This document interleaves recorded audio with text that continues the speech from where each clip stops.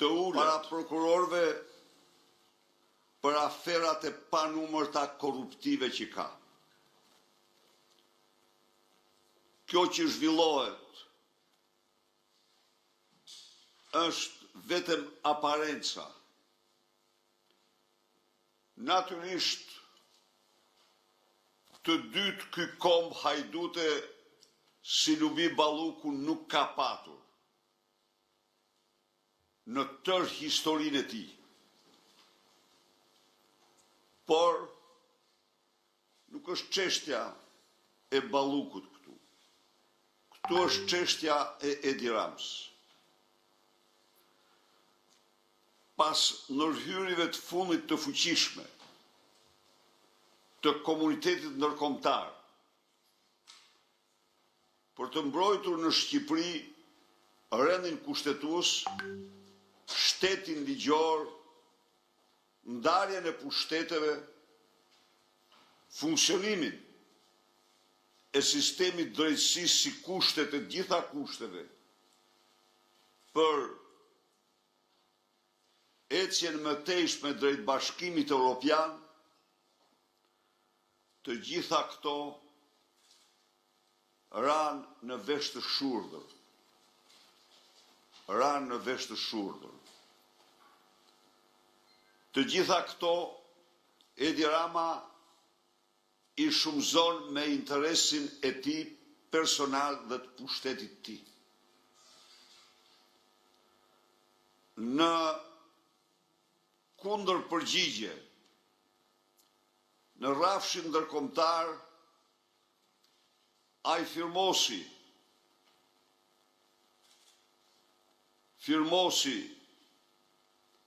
letrën famkeqe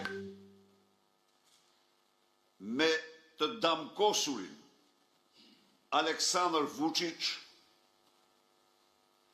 duke i deklaruar Europës, Bashkimit Evropian, se nuk më duhet ju, por më duhet Vučići. Me Vučićin, gjatë këtyre muajve Bashkimi Evropian ka patur, siç e keni ndjek, një debat shumë të fortë dhe aktiv, me të cilin i ka përcaktuar atij të gjitha qëndrimet, mospajtimet e Bashkimit Evropian me Beogradin e Vučićit. Për më tepër, Aleksandar Vučić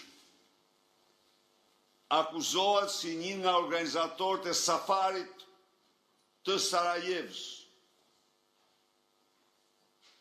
që ka organizuar gjahun e njerëzve në Sarajevë.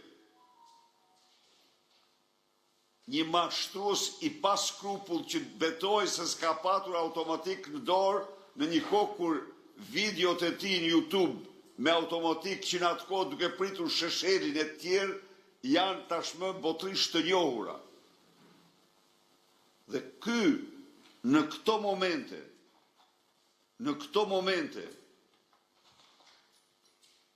investohet me detyrim tek Vučić për t'i thënë se nuk je vetëm se jam dhe unë me ty.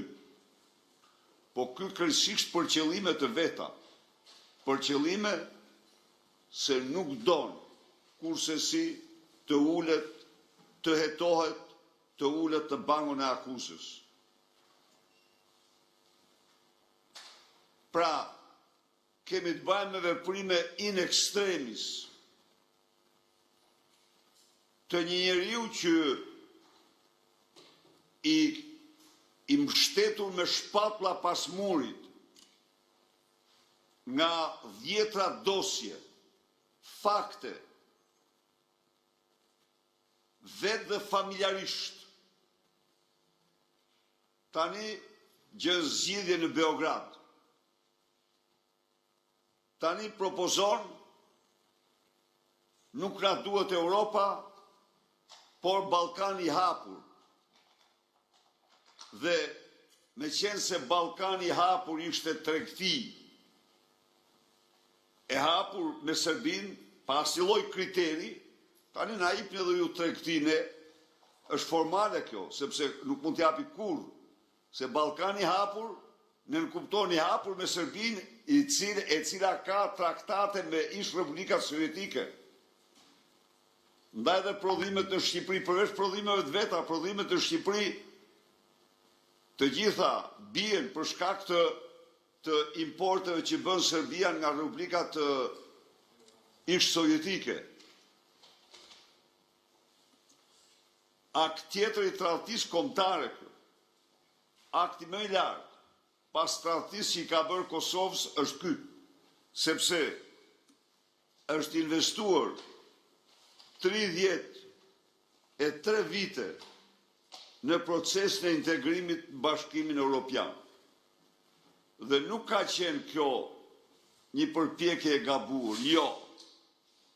Kjo ka qenë përpjekja më fisnike, investimi më i drejtë që kanë bërë shqiptarët. Shqipëria, më shumë se çdo vend tjetër, duhet ta pranoj, e ka patur dhe ka jetik procesin e integrimit. Ke i patur një shkur të mërësisht të dhimbshme. 500 vjet në prendorin osmane, pastaj në diktaturën staliniste, orwelliane. Pra, de facto, në qoftë se ka patur një pjesë territori gjeografik të Europës të shkëputur nga Europa, për shekuj ka qenë Shqipëria. Nuk mund ta mohojmë këtë ne. Çka do thotë që është interes jetik për vendin të mbyll procesin e integrimit. Të mbyll mbi bazë merite. Dhe çfarë merite? Merit zbatimit të ligjeve, kushtetutës dhe standardeve, kritereve europiane për qytetarët shqiptarë. Pra, hyn në një stad të ri, hyn në një fazë të re, veprimi kundër shqiptarëve i regjimit të Edi Ramës. Jo vetën e nxjerr mbi ligjin, por tani devion dhe orientimin kryesor 32 vjeçar, 33 vjeçar të shqiptarëve drejt Europës.